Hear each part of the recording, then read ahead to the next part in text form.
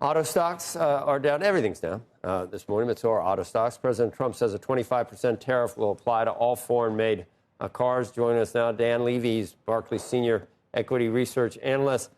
Does that make sense that the foreign 25% tariff is what we're talking about here? Was it a surprise that the USMCA covered auto parts were not? They did get a carve out, didn't they, Dan? That could be helpful to some extent for the domestics. Yeah, Joe, Becky, Andrew, thank you so much for having me. I think that is arguably the saving grace here. When we got the initial tariff scenario last week, I think there was broad concern that this could create a lot of volatility. And the only way that this could be manageable was with some sort of parts carve out. So that USMCA exemption makes a really big difference. And it's what allows the fact that 75% plus of what's sold in the U.S., which is sourced in North America, to still be a feasible option, even if there's going to be some more cost that hits.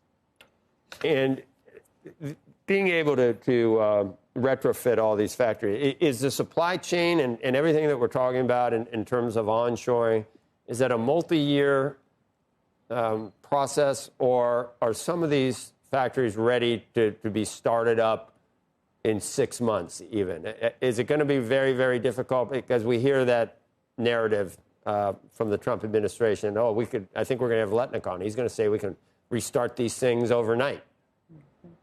Well, supply chain and CapEx take a very long time. And just to give you a sense, a greenfield facility could take 3+ years to be built.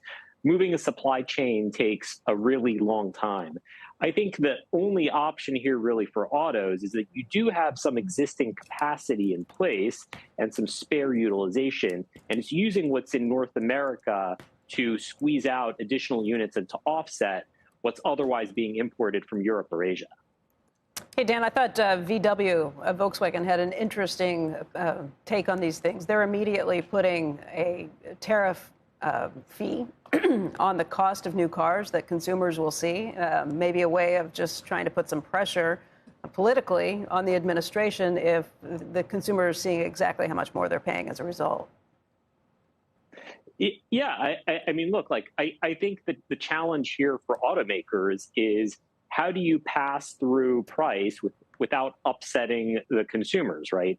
And just to put context on it, as it is, we're coming off of very high prices currently. We peaked at $47,000 in 2022, right now at $44,000.